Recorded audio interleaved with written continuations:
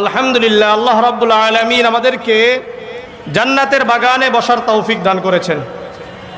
জামিআ তিরমিজির 3510 নম্বর হাদিস, عن أنس بن مالك رضي الله تعالى عنه قال قال رسول الله صلى الله عليه وسلم إذا مررتم برياض الجنة فارتعوا قيل يا رسول الله وما رياض الجنة قال حلق الذكر।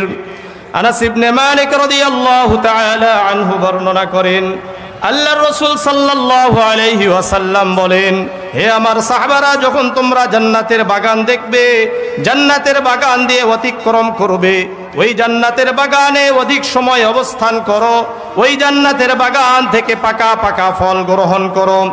আল্লাহর রাসূলকে জিজ্ঞাসা করা হলো, ইয়া রাসূলুল্লাহ, ইয়া হাবিবাল্লাহ, ওয়া মা রিয়াসুল জান্নাহ, দুনিয়াতে জান্নাতের বাগান কোনটি? আল্লাহর রাসূল বললেন, হিলাকুজ জিকির, জিকিরের হালকা সমূহ, কোরআন এবং হাদিসের চর্চা আলোচনা যেখানে হয়, ওই জায়গাটাকে আল্লাহর রাসূল জান্নাতের বাগান বলেছেন। সুতরাং আমরা কোথায় আছি? জান্নাতের বাগানে আছি। যারা বাহিরে দাঁড়িয়ে আছে তারা কোথায় আছে? তারা জান্নাতের বাগান থেকে বাহিরে আছে। আল্লাহ রাব্বুল আলামিন আমাদের সবাইকে জান্নাতের বাগানে বসার তৌফিক দান করেন। সহিহ মুসলিমের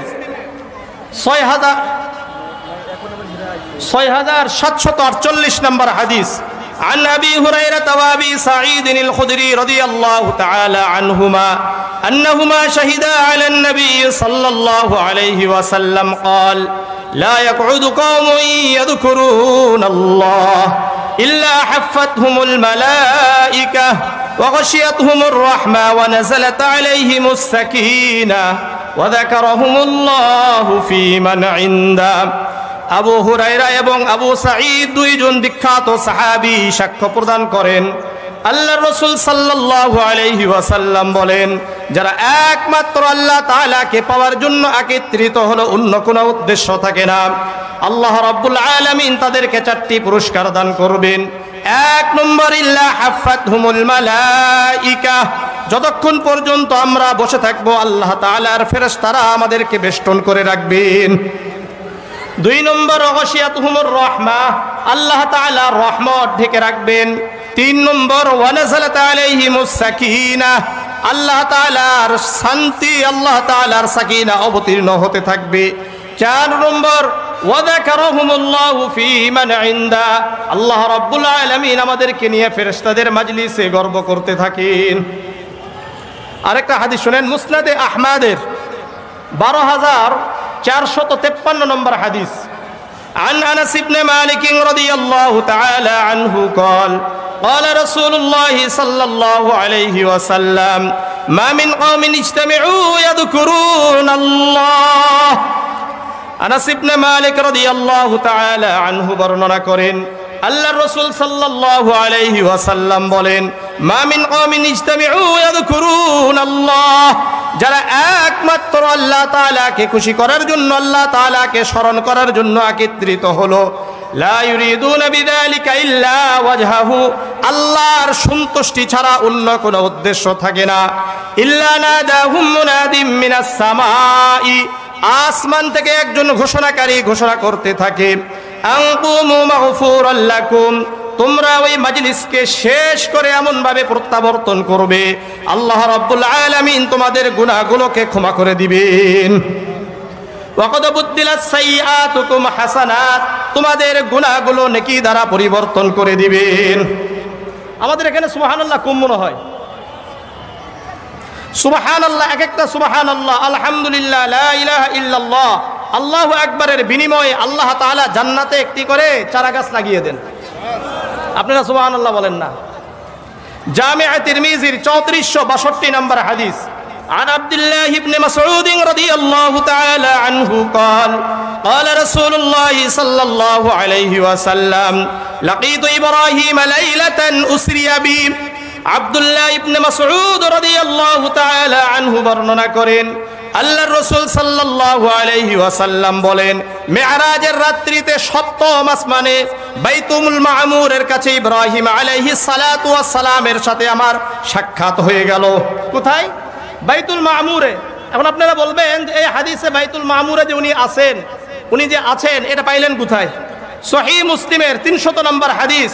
আল্লাহর রাসূল যখন মেরাজের সফর করেছেন, সুম্মা আরাজা বিনা ইলা সামাইস সাবিআ, আল্লাহর রাসূল বলেন যখন আমাকে জিবরিল আলাইহিস সালাতু ওয়াস সালাম সপ্তম আসমানে নিয়ে গেলেন, ফাইদা আনা বি ইব্রাহিম আলাইহিস সালাতু ওয়াস সালাম মুসনিদান যাহরাহু ইলাল বাইতিল মামুর, তখন আমি গিয়ে দেখলাম ইব্রাহিম আলাইহিস সালাতু ওয়াস সালাম সপ্তম আসমানে বাইতুল মামুরে টেক দিয়ে বসে আছেন।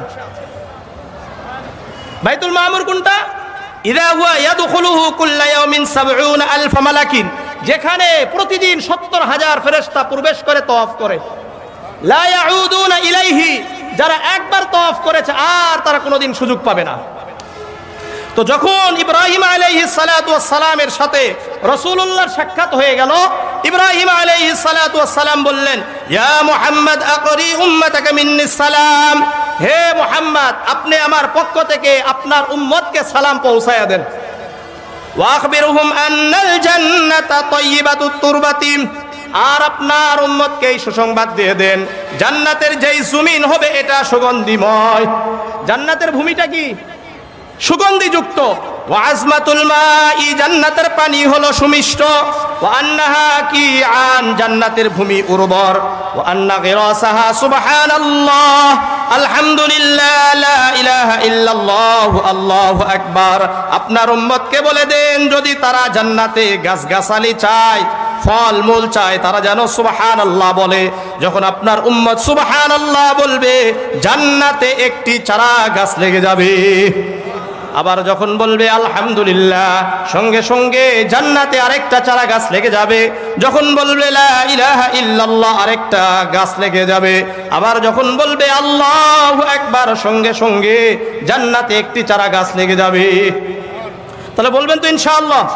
তো ওই যে হাদিস বললাম সুনানে মুসনাদে আহমদের ১২,৪৫৩ নম্বর হাদিস, যারা শেষ পর্যন্ত বসে থাকবে তাদের গুনাহ আল্লাহ মাফ করে দিবেন। ওয়াকাদ বুদ্দিলাস সাইয়্যাতুকুম হাসানাত, গুনাহগুলো নেকি দ্বারা পরিবর্তন করে দিবেন। তারা কারা কারা শেষ পর্যন্ত বসবেন ইনশাআল্লাহ? বসবেন তো ইনশাআল্লাহ? শুনেন, আপনারা এই যে হাদিসটাকে সাধারণ মনে করেন, সাহাবারা তাবিঈনরা এক একটা হাদিসের জন্য কি পরিমাণ সফর করেছেন, কষ্ট করেছেন। একটা হাদিস বললে বুঝতে পারবেন। সুনানে ইবনে মাজাহ 223 নম্বর হাদিস, আন কাসীর ইবনে কাইস, কাসীর ইবনে কাইস বলেন, قال كنت جالسا عند ابي الدرداء في مسجد دمشق, দিমাশকের মসজিদে আমি আবু দারদা রাদিয়াল্লাহু তাআলা আনহুর কাছে বসেছিলাম। ফাতাহু রাজুলুন, একজন ব্যক্তি আবু দারদা রাদিয়াল্লাহু তাআলা আনহুর কাছে আসলেন, এসে বললেন, ইয়া আবু দারদা, হে আবু দারদা, আতাইতুকা মিনাল মাদিনাতি, মাদিনাতির রাসূল সাল্লাল্লাহু আলাইহি ওয়াসাল্লাম লিহাদিসিন, আমি মদিনা থেকে, আল্লাহর রাসূলের শহর থেকে আপনার কাছে প্রায় 1500 কিলোমিটার অতিক্রম করে আসছি। কয়টা হাদিসের জন্য? একটা হাদিসের জন্য। বালাগানি আন্নাকা তুহাদ্দিসু বিহি আনিন নবী সাল্লাল্লাহু আলাইহি ওয়াসাল্লাম, যে হাদিস আপনি রাসূলুল্লাহ থেকে বর্ণনা করেছেন, আমি শুনেছি আপনি একটা হাদিস আল্লাহর রাসূল থেকে বর্ণনা করেছেন, ওই হাদিসটা শোনার জন্য আমি আপনার কাছে আসছি।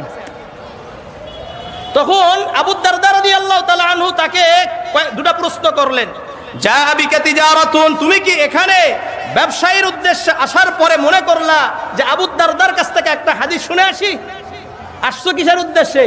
ব্যবসায়ের উদ্দেশ্যে? তখন ওই ব্যক্তি বললেন, লা, না না, আমি ব্যবসায়ীর উদ্দেশ্যে এখানে আসি নাই।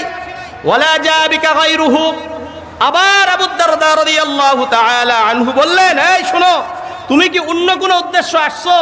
আসার পরে মনে করলা যে না, যাই একটা আবু দারদা থেকে হাদিস শুনে আসি? ওই ব্যক্তি বলেন, লা, না না, আমি এরকম নয়, শুধুমাত্র আপনার কাছ থেকে হাদিসটা শোনার জন্যই আসছি। তখন আবু দারদা রাদিয়াল্লাহু তাআলা আনহু বলেন, সামিআতু রাসূলুল্লাহ সাল্লাল্লাহু আলাইহি ওয়াসাল্লাম ইয়াকুল, আমি আল্লাহর রাসূলকে বলতে শুনেছি, মান সালাকা তরিকান ইয়ালতামিসু ফীহি ইলমান সাহালাল্লাহু লাহু বিহি তরিকান ইলাল জান্নাহ, যে ব্যক্তি ইলম অর্জন করার জন্য, কুরআন এবং হাদিস জানার জন্য কোন একটা পথ অবলম্বন করলো, আল্লাহ রাব্বুল আলামিন ওই ব্যক্তিদের জন্য জান্নাতের রাস্তা সহজ করে দিবেন। আজকে যদি আপনাদের এখানে আসা হয়, যে আল্লাহর রসুলের কথাগুলো শিখব, তাহলে আমার আপনার জান্নাতের রাস্তাও আল্লাহ সহজ করে দেবে। وَإِنَّ طَالِبَ الْعِلْمِ يَسْتَغْفِرُ لَهُ مَنْ فِي السَّمَاءِ وَالْأَرْضِ حَتَّى الْحِيتَانُ فِي الْمَاءِ। আর আমার আপনার উদ্দেশ্য যদি হয় কোরআন এবং হাদিসের ছাত্র হওয়া, তাহলে আসমান এবং জমিনের মধ্যে যত প্রাণী রয়েছে, এমনকি সমুদ্রের মাছ পর্যন্ত আমার আপনার জন্য মাগফিরাতের দোয়া করবেন। আল্লাহকে বলবেন, আল্লাহ তাদেরকে আপনি মাফ করে দেন, তাদেরকে আপনি মাফ করে দেন, তাদেরকে আপনি মাফ করে দেন। তাহলে কি পরিমাণ কষ্ট করেছেন। সুতরাং এই হাদিস আজকে সহিহ বুখারীর লাস্ট হাদিস আপনাদের সামনে বলা হবে। আমাদের মাদ্রাসার মুহতামিম সাহেব হুজুর পীরে কামেল আল-হাস আল্লামা মুফতি হেলাল উদ্দিন আফতাবি হাফিজাহুল্লাহ, উনি শেষ হাদিসটা আপনাদের সামনে আলোচনা করবেন। আমরা ইনশাআল্লাহ ওনার এই আলোচনা শেষে আমরা যেই ছাত্ররা এই হাদিসগুলো পড়েছে 1 বছর ধরে, তাদের এই অবস্থা, তাদেরকে সম্মান করা, এটা আমার আপনারই দায়িত্ব। আজকে আমি আপনি যদি এই সম্মানগুলো না করি, 2 দিন পরে দেখা যাবে হাদিসের প্রতি মানুষদের যে আগ্রহ, এটাই নষ্ট হয়ে যাবে। যেহেতু আমরা অনেকেই এটা পড়ার সৌভাগ্য হয় না, কিন্তু যারা পড়ে তাদেরকে সম্মান করা, এটা আমার আপনার জন্য অপরিহার্য। আজকে যদি তাদেরকে সম্মান না করেন, তাহলে মুফতি আরিফ বিন হাবিব আর তৈরি হবে না। কথা বুঝে আসছে? এই জন্য ইনশাআল্লাহ আমরা শেষ পর্যন্ত বসবো তো ইনশাআল্লাহ। আল্লাহ আমাদেরকে কবুল করেন, আল্লাহ আমাদেরকে কবুল করেন। সংক্ষিপ্ত কথা, যেহেতু মাদ্রাসার মাহফিল, আমি আপনাদের কাছে সংক্ষিপ্ত কথা বলি। কোরআনের প্রতি আমাদের 7টা দায়িত্ব। কয়টা বলেন? কোরআনের মাহফিল হয়, কিন্তু কোরআনের প্রতি আমাদের দায়িত্ব কয়টা? 7টা। সংক্ষিপ্ত। 1 নম্বর, কোরআনের প্রতি ঈমান আনা। বলেন, মুখস্থ করতে হবে। বলেন, কোরআনের প্রতি ঈমান আনা। আবার বলেন, 1 নম্বর দায়িত্ব কি? সূরা মুহাম্মাদের 2 নম্বর আয়াত আল্লাহ বলেন, والذين آمنوا وعملوا الصالحات بما نزل على محمد وهو الحق من ربهم والذين آمنوا وعملوا الصالحات, যারা ঈমান আনলো, আমল সালিহা করলো, ওয়া আমানু বিমা নুজিল আলা মুহাম্মাদিন ওয়া হুয়াল হাক্কু মির রাব্বিহিম, তাদের রবের পক্ষ থেকে যা কিছু অবতীর্ণ হয়েছে, কোরআন এবং হাদিস যা কিছু অবতীর্ণ হয়েছে, ওই কোরআনের উপর ঈমান এনেছে। এই আয়াত থেকে বোঝা যায় আমাদের 1 নম্বর দায়িত্ব কোরআনের উপর ঈমান আনা। বলেন, 1 নম্বর দায়িত্ব কি? কোরআনের উপর ঈমান আনা। 2 নম্বর দায়িত্ব কোরআন নিজে শিখা এবং অন্যদেরকে শিক্ষা দেওয়া। বলেন, 2 নম্বর দায়িত্ব কোরআন নিজে শিখা এবং অন্যদেরকে শিক্ষা দেওয়া। জামিআ তিরমিজির 2091 নম্বর হাদিস, عن أبي هريرة رضي الله تعالى عنه قال قال رسول الله صلى الله عليه وسلم تعلموا القرآن والفرائض وعلموا الناس فإني مقبوس। আবু হুরায়রা রাদিয়াল্লাহু তাআলা আনহু বর্ণনা করেন, আল্লাহর রাসূল সাল্লাল্লাহু আলাইহি ওয়াসাল্লাম বলেন, তোমরা নিজেরা কোরআন শিখো, তোমরা নিজেরা কোরআন শিখো এবং ফরায়েজ শিখো, বন্টন নীতিমালা শিক্ষা করো, উত্তরসূরি কিভাবে নীতিমালাগুলো বন্টন করা হয় এগুলো শিক্ষা করো। অর্থাৎ পিতামাতা মারা যাওয়ার পরে তাদের সম্পদ সন্তানদের উপরে যে একটা বন্টন হয় না, এই নীতিমালাগুলোও তোমরা শিখো। ওয়াল্লিমুন নাস, এবং অন্যদেরকে শিক্ষা দাও। ফাইন্নী মাকবুস, কারণ আমি দুনিয়া থেকে চলে যাব। আমি থাকা অবস্থায় তোমরা আগে কোরআনটাকে শিখো এবং অন্যদেরকে শিক্ষা দাও। তোমরা ফরায়েজ শিখো এবং অন্যদেরকে শিক্ষা দাও, কেননা আমি তো দুনিয়া থেকে চলে যাব। সুতরাং উলামায়ে কেরামরা আসবে, আবার চলে যাবে, আবার আসবে। এখন আমরা যদি নিজে শিখি এবং অন্যদেরকে না শিক্ষা দিই, তাহলে কিয়ামত পর্যন্ত এই কোরআন এবং হাদিস টিকবে না। এই জন্য নিজেদেরকেও শিখতে হবে, অন্যদেরকেও শিখাইতে হবে। মনে থাকবে, যারা শিখবে, যারা শিখাবে, তারাই দুনিয়াতে শ্রেষ্ঠ। সহিহ বুখারীর 5027 নম্বর হাদিস, عن عثمان بن عفان رضي الله تعالى عنه قال قال رسول الله صلى الله عليه وسلم خيركم من تعلم القرآن وعلمه عثمان بن عفان رضي الله تعالى عنه বর্ণনা করেন আল্লাহর রাসূল সাল্লাল্লাহু আলাইহি ওয়াসাল্লাম বলেন পুরা দুনিয়ার মধ্যে তারাই উত্তম যারা কোরআন পড়ে এবং অন্যদেরকে পড়ায় তোমাদের মধ্যে উত্তম তারাই যারা কোরআন শিখে এবং অন্যদেরকে শিক্ষা দেয় সুতরাং পুরা দুনিয়াতে শ্রেষ্ঠ কারা বলেন বলেন যারা শিখে এবং অন্যদেরকে শিক্ষা দেয় আপনারা শুনেন আপনারা শিখছেন জানাচ্ছেন আপনারাই উত্তম বুঝে আসছে তাহলে দ্বিতীয় নাম্বার দায়িত্ব এক নম্বর দায়িত্ব আবার বলেন আমার সাথে শুনেন মাহফিলগুলো হলো একটা হলো ক্লাস বুঝছেন কি বলেন ক্লাস এখানে আসলাম যেমন গীবতের উপরে শায়েখের আলোচনা শুনলেন সবাই 8টা কি আছে ভয়াবহতা শাস্তি আছে এভাবে বিভিন্ন আলোচনা আছে এগুলো একটা করে ক্লাস ঠিক তেমনি ভাবে এটা আরেকটা ক্লাস যে এটা স্পষ্ট করে নিয়ে যান যে কোরআনের প্রতি আমাদের দায়িত্ব কয়টা 7টা এটা মুখস্থ করে যাবেন 1 নম্বর ঈমান আনা বলেন 2 নম্বর নিজে কোরআন শিখা এবং অন্যদেরকে শিক্ষা দেওয়া যারা কোরআন শিখে এবং অন্যদেরকে শিক্ষা দেয় যারা কোরআন তেলাওয়াত করবে তাদের ফায়দা কি তারা শিখবে এবং অন্যদেরকে শিক্ষা দিবে 3 নম্বর দায়িত্ব কোরআন তেলাওয়াত করা বলেন শিখলে হবে না শিখালেও হবে না বরং কোরআনটাকে সর্বদা আমাদেরকে তেলাওয়াত করতে হবে সূরাতুল আনকাবুতের 45 নম্বর আয়াতে আল্লাহ বলেন উতলু মা উহিয়া ইলাইকা মিনাল কিতাব হে নবী আপনি তেলাওয়াত করেন যা কিছু আপনার উপর অবতীর্ণ করা হয়েছে রাসূল কি কোরআন তেলাওয়াত করতো না করতো না মূলত রাসূলুল্লাহকে আদেশ করার অর্থ হলো নবী মুহাম্মদ সাল্লাল্লাহু আলাইহি ওয়াসাল্লামের যত উম্মত কিয়ামত পর্যন্ত আসবে সবাই কোরআন তেলাওয়াত করবে সবাই কি করবে কোরআন তেলাওয়াত করবে সূরাতুল বাকারার 121 নম্বর আয়াত আল্লাহ বলেন الذين آتيناهم الكتاب يتلونه حق تلاوته الذين آتيناهم الكتاب আমি আল্লাহ তাদেরকে কিতাব দান করলাম কোরআন দান করলাম ইয়াতলুনা কিতাবাল্লাহি হাক্কা তিলাওয়াতিহি তারা কোরআনের যথাযথভাবে মূল্যায়ন করে হক আদায় করে কোরআনের তেলাওয়াত করবে সুতরাং আমাদের তৃতীয় নাম্বার দায়িত্ব হলো কোরআন তেলাওয়াত করা যারা কোরআন তেলাওয়াত করে প্রতিটি অক্ষরে অক্ষরে আল্লাহ রাব্বুল আলামিন 10টি করে নেকি দান করবেন জামিআ তিরমিজির 2910 নম্বর হাদিস عن عبد الله بن مسعود رضي الله تعالى عنه قال قال رسول الله صلى الله عليه وسلم من قرأ حرفا من كتاب الله فله به حسنة والحسنة بعشر أمثالها لا أقول ألف لام ميم حرف ولكن ألف حرف ولام حرف وميم حرف আব্দুল্লাহ ইবনে মাসউদ রাদিয়াল্লাহু তাআলা আনহু বর্ণনা করেন আল্লাহর রাসূল সাল্লাল্লাহু আলাইহি ওয়াসাল্লাম বলেন তোমাদের মধ্যে যে ব্যক্তি কোরআনের একটি অক্ষর তেলাওয়াত করলো একটি অক্ষর পড়লো কয়টি অক্ষর একটি অক্ষর তেলাওয়াত করলো পড়লো আল্লাহ রাব্বুল আলামিন এই একটি অক্ষরের বিনিময়ে 10টি করে নেকি দান করবেন আল্লাহর রাসূল বলেন লা আকুলু আলিফ লাম মিম হারফুন আমি কিন্তু এটা বলি নাই আলিফ লাম মিম একটি অক্ষর ওয়ালাকিন আলিফুন হারফুন বরং আমি বলি আলিফ একটি অক্ষর লামুন হারফুন লাম একটি অক্ষর ও মিমুন হারফুন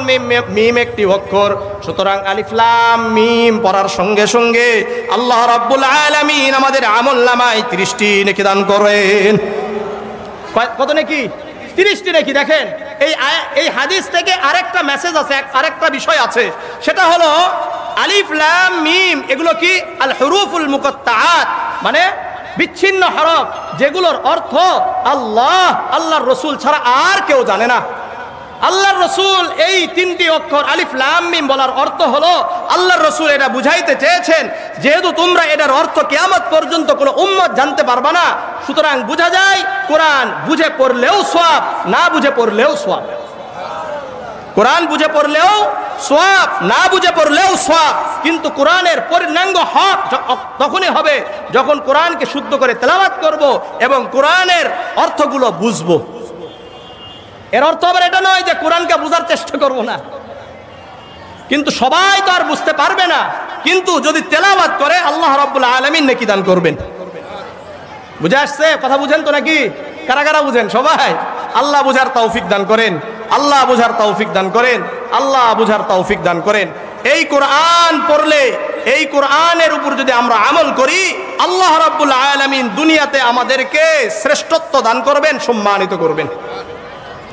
সুনানে ইবনে মাজাহ 218 নম্বর হাদিস, عن عمر بن الخطاب رضي الله تعالى عنه قال قال رسول الله صلى الله عليه وسلم إن الله يرفع بهذا الكتاب أقواما ويضع به آخرين।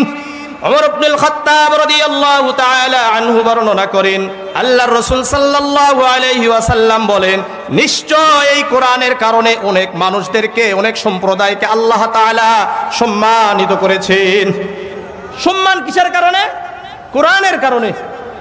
ওয়ায়াদউ বিহি আখারিন, আবার এই কোরআনের কারণে অনেক মানুষ, অনেক সম্প্রদায়, অনেক রাষ্ট্রকে আল্লাহ তাআলা লাঞ্ছিত করেছে।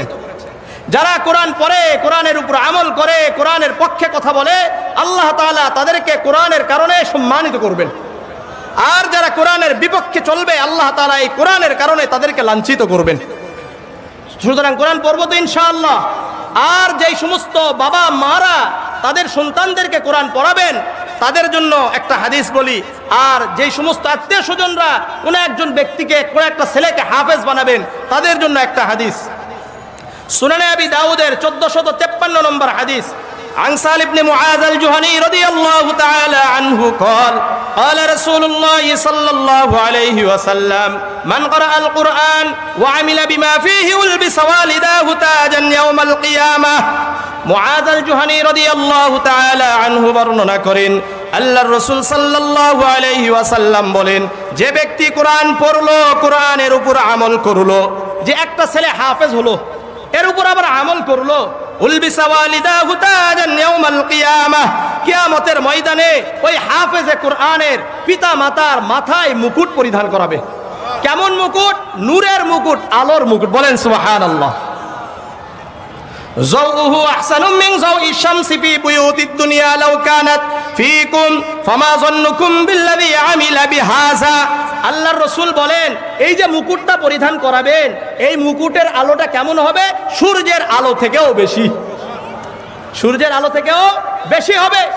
দুনিয়াতে একটা ঘর আছে, এই ঘরের ভিতরে যদি সূর্যকে ঢুকিয়ে দেওয়া হয়, তাহলে আলোটা কেমন হবে? এরপরে রাসূল বলেন, ফামা যান্নুকুম বিল্লাযী আমিলা বিহাযা, এই শোনো, যেই ছেলের, যেই আলেমের, যেই হাফেজে কোরআনের বাবা মাকে এই সম্মান করা হবে, তাহলে ওই হাফেজকে আল্লাহ তাআলা কি সম্মান দান করবেন?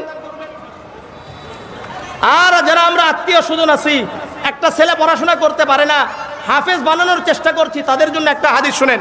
জামিআ তিরমিজির 2905 নম্বর হাদিস, عن علي بن أبي طالب رضي الله تعالى عنه قال قال رسول الله صلى الله عليه وسلم من قرأ القرآن واستظهره فأحل حلاله وحرم حرامه وادخله الله به الجنة।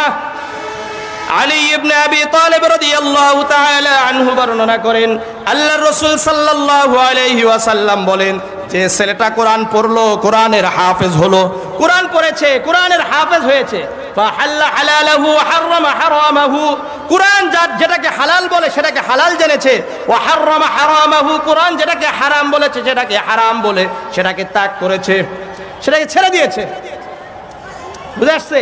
আদখালাহুল্লাহু বিহিল জান্নাহ, আল্লাহ রাব্বুল আলামিন এই কোরআনের কারণে ওই ব্যক্তিটাকে, ওই হাফেজে কোরআনকে জান্নাতে প্রবেশ করে দিবেন। ওয়া শাফাআহু ফি আশরাতিন মিন আহলি বাইতিহি কুল্লুহুম ওয়াজাবাত লাহুন নার, আর ওই হাফেজে কোরআনকে আল্লাহ রাব্বুল আলামিন এমন একটা শক্তি দিয়ে দিবেন যে এই ছেলেটা, এই হাফেজে কোরআন, তার পরিবার, তার আত্মীয় স্বজনদের মধ্যে যাদের জন্য জাহান্নাম ওয়াজিব হয়ে গেছে, তাদের জন্য সুপারিশ করবে। আল্লাহ রাব্বুল আলামিন তাদের সুপারিশ কবুল করে তাদেরকেও জান্নাত দিয়ে দিবেন। সুতরাং আমরা নিজেরা কোরআন পড়ব এবং আমাদের সন্তানদেরকে কোরআন পড়াবো তো ইনশাআল্লাহ। আল্লাহ রাব্বুল আলামিন কবুল করেন। তাহলে আমাদের কোরআনের প্রতি 1 নম্বর দায়িত্ব বলেন ঈমান আনা, 2 নম্বর দায়িত্ব কোরআন শিখা এবং অন্যদেরকে শিক্ষা দেওয়া, 3 নম্বর দায়িত্ব কোরআন তেলাওয়াত করা, কোরআন তেলাওয়াত করা। 4 নম্বর দায়িত্ব কোরআনের উপর আমল করা। বলেন, কোরআনের উপরে আমল করা। সূরাতুল আরাফের 3 নম্বর আয়াত আল্লাহ বলেন, ইত্তাবিউ মা উনজিলা ইলাইকুম মির রাব্বিকুম ওয়া লা তাত্তাবিউ মিন দুনিহি আউলিয়া। ইত্তাবিউ মা উনজিলা ইলাইকুম মির রাব্বিকুম, তোমরা অনুসরণ করো ওই কিতাবের যেই কিতাব তোমাদের কাছে অবতীর্ণ করা হয়েছে। সুতরাং এই আয়াত থেকে বোঝা যায় কোরআনের উপর আমল করতে হবে। কোরআনের উপর কি বলেন? আমল করতে হবে। জামিআ তিরমিজির 2416 নম্বর হাদিস, عن عبد الله بن مسعود رضي الله تعالى عنه قال قال رسول الله صلى الله عليه وسلم لا تزول قدم ابن آدم يوم القيامة من عند ربه حتى يسأل عن 50। আব্দুল্লাহ ইবনে মাসউদ রাদিয়াল্লাহু তাআলা আনহু বর্ণনা করেন, আল্লাহর রাসূল সাল্লাল্লাহু আলাইহি ওয়াসাল্লাম বলেন, কিয়ামতের ময়দানে 5টি প্রশ্নের উত্তর দেওয়া ছাড়া কোনো আদমের সন্তান এক পাও সামনে অগ্রসর হতে পারবে না। 1 নম্বর, আন উমরিহি ফিমা আফনাহু, আমি আল্লাহ যেই জীবন দান করেছিলাম এই জীবন কোথায় ব্যয় করেছো। 2 নম্বর, ওয়া আন শাবাবিহি ফিমা আবলাহু, আমি আল্লাহ যেই যৌবন দান করেছিলাম এই যৌবন কোথায় ব্যয় করেছো। 3 নম্বর, ওয়া আন মালিহি মিন আইনা ইকতাসাবাহু, তোমরা যেই সম্পদ উপার্জন করেছো এই সম্পদ কিভাবে উপার্জন করেছো, হালাল ভাবে না হারাম ভাবে। আর 4 নম্বর, ফিমা আনফাকাহু, এই কোরআন অর্থাৎ তোমরা সম্পদকে কোথায় খরচ করেছো, ভালো জায়গায় না খারাপ জায়গায়। আর 5 নম্বর, ওয়ামাদা